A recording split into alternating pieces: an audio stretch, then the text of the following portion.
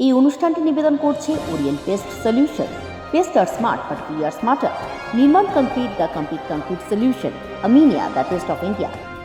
Calcutta Leather Complex, Tunnel Association, we care for environment. St. Michael's Higher Secondary School and Lab Laser Hair and Skin Spa Salon.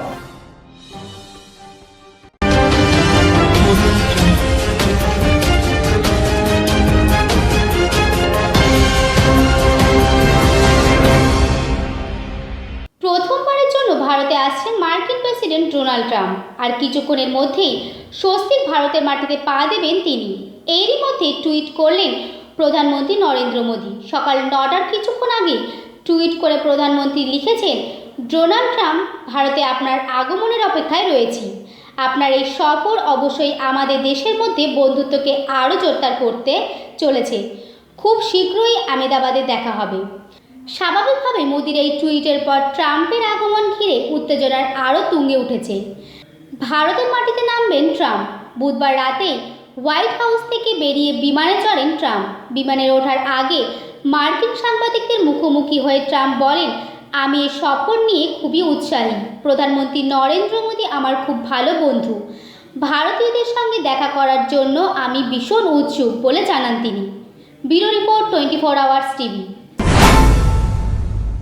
মার্কিন president Donald ট্রাম্পের দিল্লি সফরের মাত্র একদিন আগে ট্রাম্পের সফর থেকে বাতিল দিল্লির মুখ্যমন্ত্রী ও উপমুখ্যমন্ত্রী। মার্কিন দূতাবাসের নির্দেশ মেনে সফর থেকে বাতিল হলেন তারা, যা নিয়ে তুঙ্গে রাজনৈতিক চর্চা। দিল্লির স্কুলগুলিতে মার্কিন ফার্স্ট লেডির খুশির ক্লাস পরিদর্শনের সঙ্গী হওয়ার কথা ছিল অরবিন্দ কেজরিওয়াল ও মনীষ সিসোদিয়ার। মার্কিন দূতাবাসের মুখপাত্র জানান, মেলানিয়া ট্রাম্পের দিল্লির স্কুলে খুশির ক্লাস পরিদর্শন কোনো রাজনৈতিক কর্মসূচি নয়।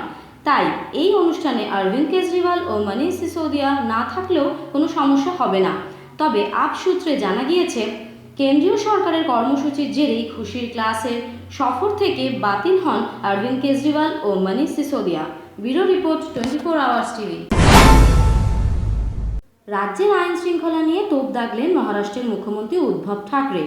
বিজেপি শাসিত রাজ্যগুলির আইন শৃঙ্খলা পরিস্থিতি নিয়ে কার্যত তুলোধনা করলেন মহারাষ্ট্রের মুখ্যমন্ত্রী। তিনি বলেন, উত্তরপ্রদেশ, দিল্লি যে এলাকার আইন শৃঙ্খলার দায়িত্বে বিজেপি রয়েছে, সেখানেই শাহিনবাগের মতো আন্দোলন হচ্ছে। এ প্রসঙ্গে দিল্লির জেএনইউ দুষ্কৃতীদের তাণ্ডবের প্রসঙ্গও টেনে আনেন। এর আগে একাধিক ইস্যুতে বিজেপিকে আক্রমণ করেছে শিবসেনা। কোনো ইস্যুতেই যে তারা গেরুয়া শিবিরকে ছেড়ে কথা বলবেন না, তা আরও একবার স্পষ্ট করে দিলেন মহারাষ্ট্রের মুখ্যমন্ত্রী Uddhav Thackeray. Bureau report 24 hours TV. গত লোকসভা নির্বাচনের ফল প্রকাশের পরই তৃণমূল সুপ্রিমো মমতা বন্দ্যোপাধ্যায় জানিয়েছিলেন, দলকেও প্রয়োজন মতো সময় দেবেন তিনি। সেটি যে কেবলমাত্র কথার কথায় তা নয়, বিগত কয়েক মাসের কর্মসূচি তার ফল। সমগ্র রাজ্যে পুরভোট নিয়ে দলীয় অবস্থান স্পষ্ট করার জন্য 2রা মার্চ বৈঠক ডাকলেন মুখ্যমন্ত্রী মমতা বন্দ্যোপাধ্যায়। বৈঠকটি হবে নেতাজি ইন্ডোর স্টেডিয়ামে। এর আগে কলকাতায় তৃণমূল পৌরপিতাদের সঙ্গে বৈঠক করেছেন পার্থ চট্টোপাধ্যায়, ফিরহাদ হাকিম। বৈঠকে উপস্থিত ছিলেন ভোটগুরু প্রশান্ত কিশোর। রাজ্যে ইতিমধ্যেই একাধিক জনপ্রতিনিধিদের কাজের মূল্যায়ন করেছে প্রশান্ত কিশোরের দল। সেই রিপোর্ট ইতিমধ্যেই জমা পড়েছে শীর্ষ নেতাদের কাছে। এই রিপোর্টের ভিত্তিতেই মুখ্যমন্ত্রী নেতাজি ইন্ডোর স্টেডিয়ামে ওই বৈঠক করবেন বলে জানা গিয়েছে। Bureau report 24 hours TV.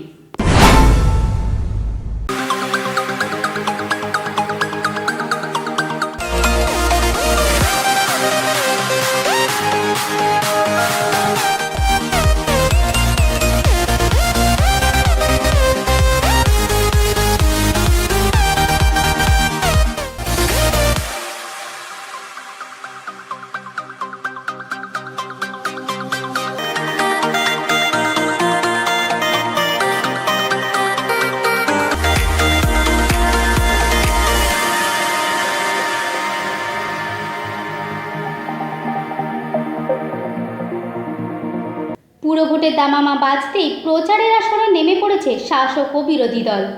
রাজ্য বিজেপি সভাপতি দিলীপ ঘোষ সোমবার শ্যামবাজারের চা চক্রে বেরিয়ে এক দফা প্রচার সারলেন তিনি বলেন, কলকাতা পুর নিগমের নির্বাচনের লড়াই যে কঠিন হবে তা বুঝতে পেরেছে তৃণমূল সরকার।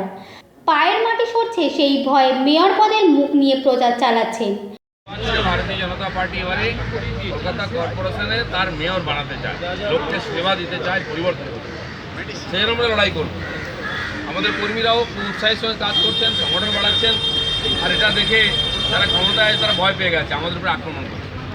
পরশুদিন উল্টোডাঙ্গাতে আমাদের কর্মীরা সিএ নিয়ে প্রচারে বেরিয়েছিলেন, তাদেরকে মারা হয়েছে, মহিলাদেরকেও ছাড়ালেন, তাদের উপরে হাত তোলা হয়েছে।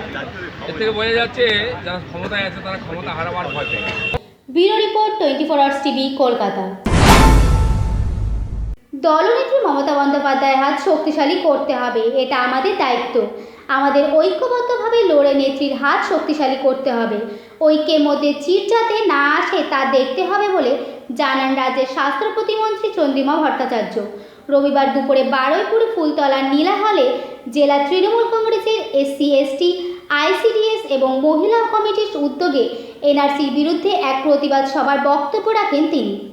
এই সময় উপস্থিত ছিলেন দক্ষিণ 24 পরগনা তৃণমূল জেলার সভাপতি তথা রাজ্যসভার সাংসদ শুভাশিস চক্রবর্তী, রাজ্য তৃণমূল SC সেলের সহসভাপতি অরুময় গায়েন সহ আরও অন্যান্যরা। তিনি বলেন, রাজ্যে একের পর এক উন্নয়ন জারি রেখেছেন মুখ্যমন্ত্রী মমতা বন্দ্যোপাধ্যায়ের উদ্যোগে। রাজ্যসভার সাংসদ তথা জেলা তৃণমূল কংগ্রেসের সভাপতি শুভাশিস চক্রবর্তী বলেন, এই জেলায় মহিলাদের নিয়ে বড় সম্মেলনী অনুষ্ঠান হবে। কেন্দ্রীয় জনবিরোধী নীতির বিরুদ্ধে সোচ্চার হয়েছেন মুখ্যমন্ত্রী মমতা বন্দ্যোপাধ্যায় বলে জানান তিনি।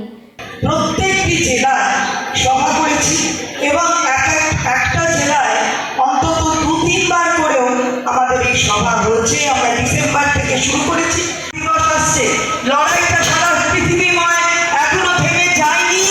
তার মধ্যে দাঁড়িয়ে মমতা বন্দ্যোপাধ্যায় আমাদের রাজনৈতিক সম্মান দেন, আমাদের অর্থনৈতিক সম্মান দেন, আমাদের সামাজিক সম্মান দেন।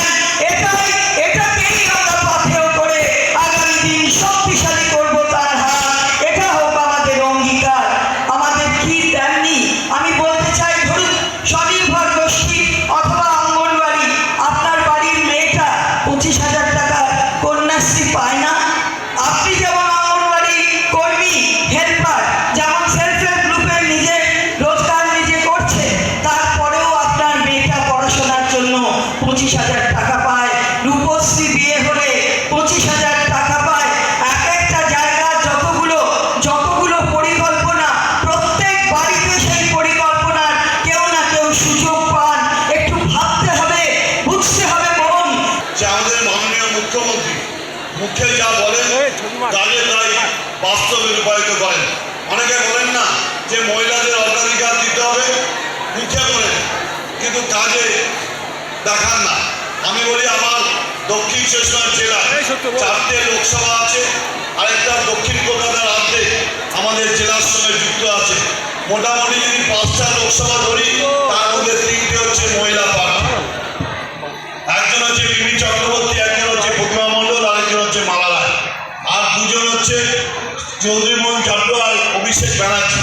আমি আপনাদের কাছে কৃতজ্ঞতা জানাই যে গত লোকসভা নির্বাচনে 4টে লোকসভা কেন্দ্রে গতবারের চেয়ে আরও বেশি বিপুল ভোটে আপনারা আমাদের 4জন প্রার্থীকে জয়যুক্ত করেছেন। Bureau report 24 hours TV. যুব তৃণমূল কংগ্রেসের পক্ষ থেকে আগামী 3রা মার্চ মুখ্যমন্ত্রী প্রশাসনিক সভাকে সাফল্য করার উদ্দেশ্যেই এই সভার আয়োজন করা হয়েছে। উত্তর দিনাজপুরের কালিয়াগঞ্জের 7 নম্বর ভান্ডার অঞ্চলে যুব তৃণমূল কংগ্রেসের যুব সভাপতি সুদীপ বৈশ্যর উদ্যোগে বাঘেনের একটি বেসরকারি ভবনে সাধারণ সভার আয়োজন করা হয়েছে।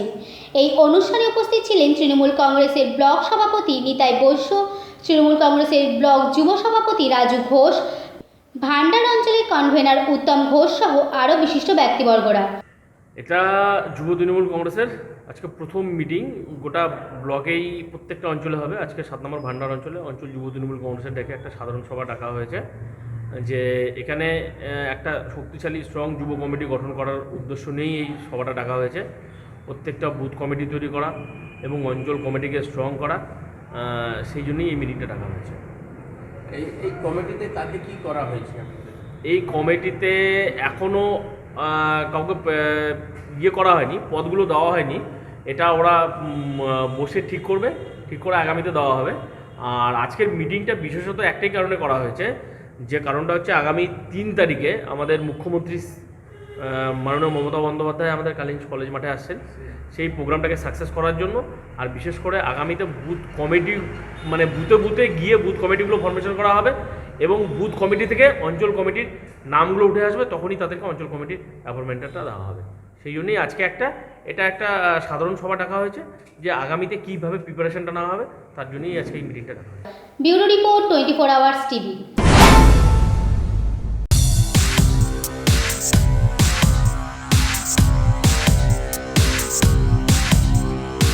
One of the leading hubs of manufacturing leather and finished goods in the world is Calcutta Leather Complex. Calcutta Leather Complex is Asia's largest leather complex. Look no further. Come to Calcutta Leather Complex.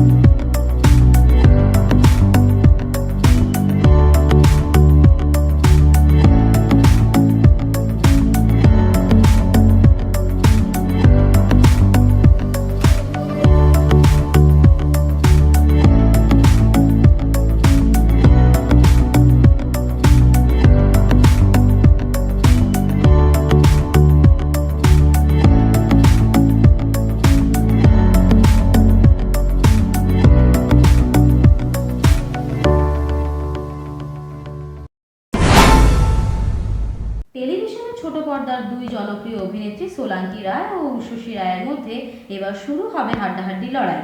রবিবার হঠাৎই উষসীর দিকে challenge ছুড়ে দিয়েছেন সোলাঙ্কি। দুজনকেই দেখা যাবে doctor Kadambini গঙ্গোপাধ্যায়ের চরিত্রে, ফলে বোঝাই যাচ্ছে দুজনের মধ্যে প্রতিযোগিতাও থাকবে তুঙ্গে।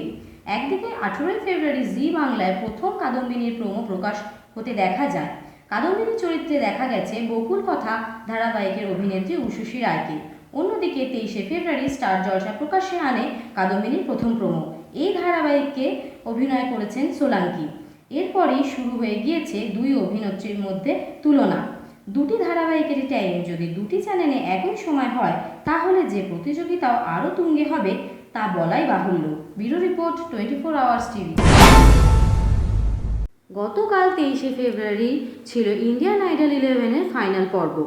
এই সিজনের বিজয়ী নির্বাচিত হয়েছেন সানি হিন্দুস্তানি।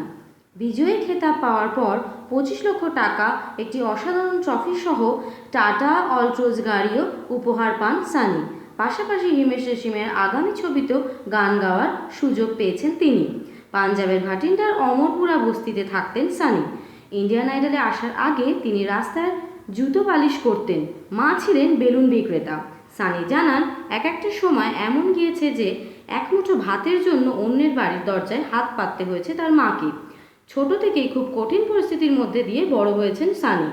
শো চলাকালীন সানি জানান, তিনি কোনোদিনও গান শেখেননি, শুধুমাত্র শুনেই শিখেছেন সব গান। এত কিছুর মাঝেও নিজের ফেলে আসা দিনগুলির কথা ভুলতে পারেননি Sunny. Bureau report 24 hours TV.